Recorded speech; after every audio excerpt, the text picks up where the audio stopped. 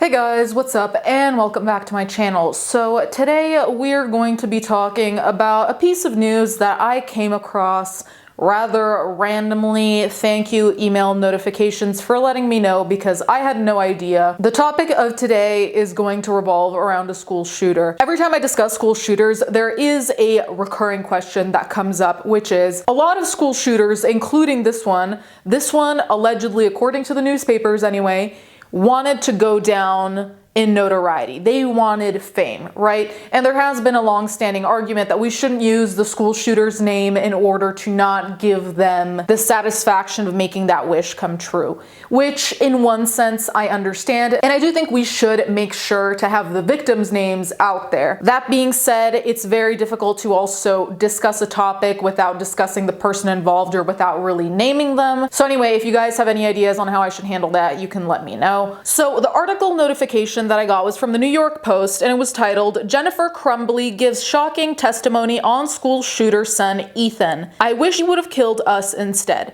So we are talking about the school shooter, Ethan Crumbley. Now, I want to read from an article posted prior just to give a little bit of context in terms of the parents' role in all of this because it is very important. Per usual, everything's linked down below. Crumbley's parents await criminal trial. As the son's fate was decided on Friday, this was months ago now, Crumbley's parents await their own criminal trial. Jennifer and James Crumbley have been charged with 4 counts of involuntary manslaughter. They have pleaded not guilty. Crumbley's parents were denied access to attend Friday's hearing, according to court records. Prosecutors have said the couple gave their son easy access to a gun and disregarded signs he was a threat. The parents allegedly ignored Crumbley's request for mental health treatment after the teen said he needed help, according to an opinion written by a panel of judges in March. The parents have argued the charges have no legal justification and they should not be held responsible for their son's killings. James Crumbley purchased the gun used in the shooting just 4 days before the deadly attack, prosecutors have said. In September, when Roe ruled Crumbley was eligible for a sentence of life without parole, the judge noted the teen's unstable home environment and the failure of his parents to take his mental health seriously. But Roe called the defendant the sole participant in the mass shooting, methodically walking through the school, picking and choosing who was going to die, and determined to kill the innocent. The judge cited Crumbley's disturbing writings and documented violence against animals and noted the defendant this year bypassed technical security on a jail tablet to watch graphic, violent content online. Like I said, I don't want to focus too much on Crumbley because he is the one who wanted the attention, but I do think that here it is important to talk about the parents' role because this is, I don't want to say never seen before because I don't have a mental catalog of the entire history of school shootings ever, but I do think that this is something new coming up because it has not been the norm so far for parents to quote unquote pay the consequences or be punished along with their children. So the son, Ethan, got life without parole. Now there's the question of the parents' quote unquote involvement via ignoring his mental health and via having an accessible firearm. The other thing is, one thing to note about Ethan is, like I said, I don't want to go into super detail. That's something you can look up yourself because again, we don't really want to give into the notoriety factor, which I will stop mentioning. The way in which he killed/hurt people, it's a lot. It's not just randomly shooting people. It was repeatedly shooting people. I'm just gonna say the level of mental issues there I think is very severe. Any school shooter, but specifically the details I read here. Anyway, so first of all, I'm just gonna say this, and it's mind-numbing to me that I have to say this. First of all, the timing here is very weird. It's very weird that the parent, it was the father, right? Yeah, James Crumbley got a gun just 4 days before the son attacked. So what is the timing of that? Because of course, yeah, if the son was planning a school shooting, of course, as soon as his father has a gun, he's going to be like, okay, let me take it, right? That could make sense. My question is, Has the father voiced any particular reason why? Because for most people, buying a gun is not a la-di-da thing you just do every day. And even when I got mine, my purpose was to go to the shooting range because mathematically, whatever, it adds up to cost less to go to the shooting ranges where I live with your own gun as opposed to renting one every time.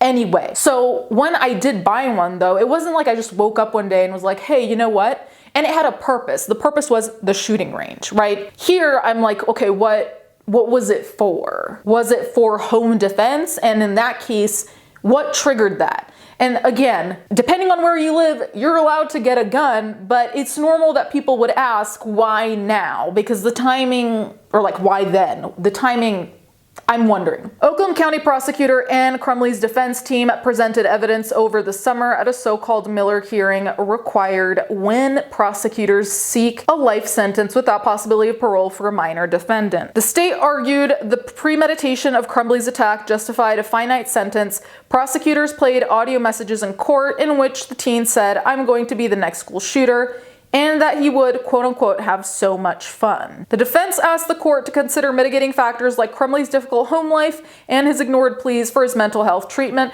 The defense asked that Crumbley be given a chance at rehabilitation with a parole board ultimately determining his progress. Crumbley had originally pleaded not guilty to the charges, but later changed his plea. His defense team had previously filed a notice of an insanity defense for the teen, but decided a guilty plea was in his best interest, according to Crumbley's attorney. The day of the massacre, students and teachers said they relied on tactics they learned in active shooter drills to protect themselves. When the gunfire erupted, frightened students barricaded doors, turned off the lights, and called for help. Some children armed themselves with scissors in case they needed to fight back. Now, we cannot ignore the mental health factor, and in a lot of these cases, mental health is a factor.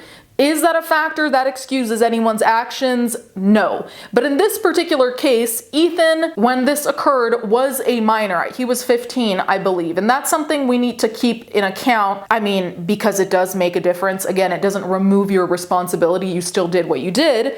But I will say, a 15-year-old asking his family over and over for help with his mental issues, and the family not providing that help, telling a guidance counselor, doing something about it, as far as we know, yeah, that makes you part of the problem. And it's also like, okay, so you know your son is struggling mentally, and you buy a gun and put it somewhere where he has access to it? Like, how does that add up? And this is part of what concerns me, because I see a lot of people being all like rah-rah about mental health, and then when it actually comes to it, they don't really do anything. And I'm not saying that's the parents. I would not know.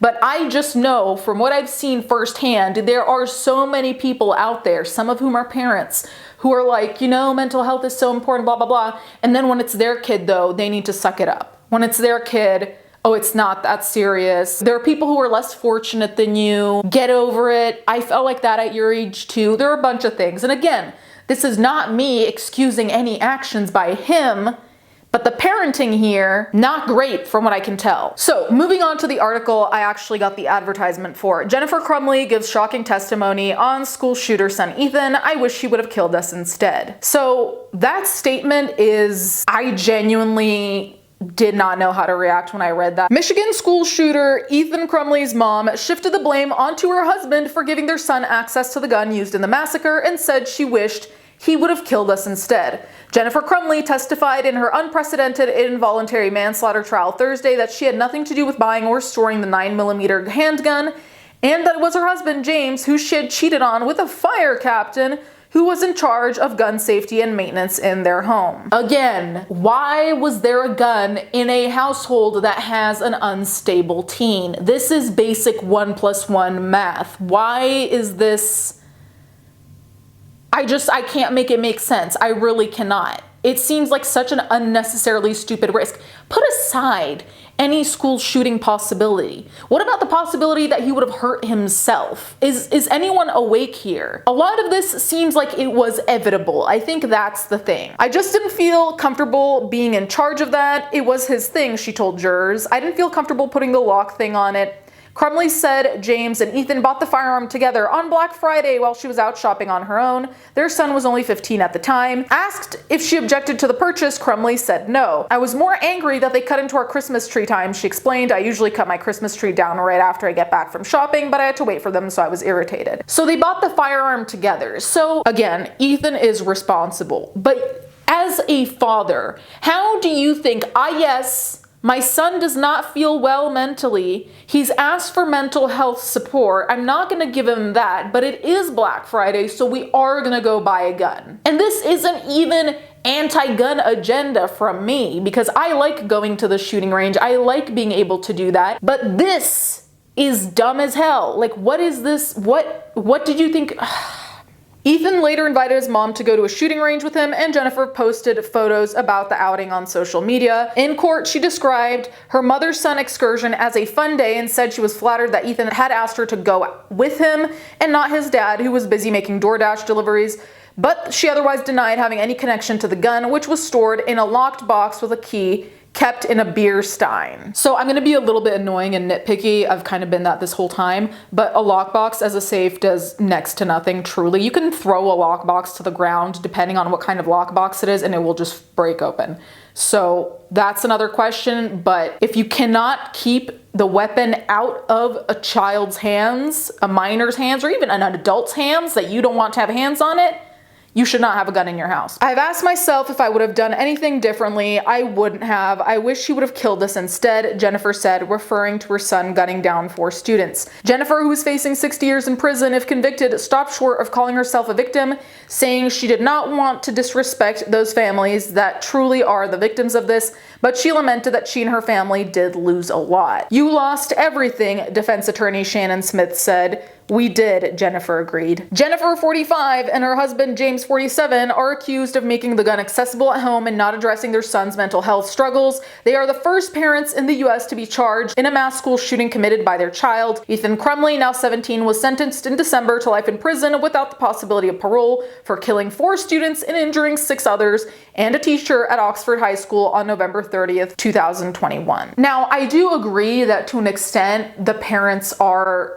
victims in the sense of their kid did something horrible that he can't take back, that cannot be fixed, and that must be heartbreaking to them, even though I do think they have a level of responsibility there. I think it is insane to claim that they lost everything when their kid is still alive. Like, you have parents whose kids are gone, entirely gone forever, and you're gonna sit there and agree that you lost everything? I'm sorry, that to me, the heartbreak, all of that, okay, but you can't really sit in front of the parents of the kids that your child killed and say you lost everything, because what did they lose then? What's more than everything? Also mentioning that the mom had an affair with the fire captain. I don't know if that was part of the hullabaloo that was going on at home that made everything worse. I can only imagine it was, if this was in fact something Ethan was aware of, but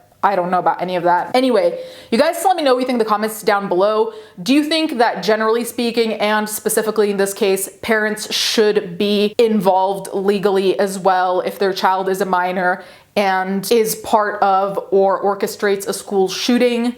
Is it their fault? How much is it their fault? Let me know. Thank you guys so much for watching, and thank you to my patrons as always, and I'll catch you guys next time.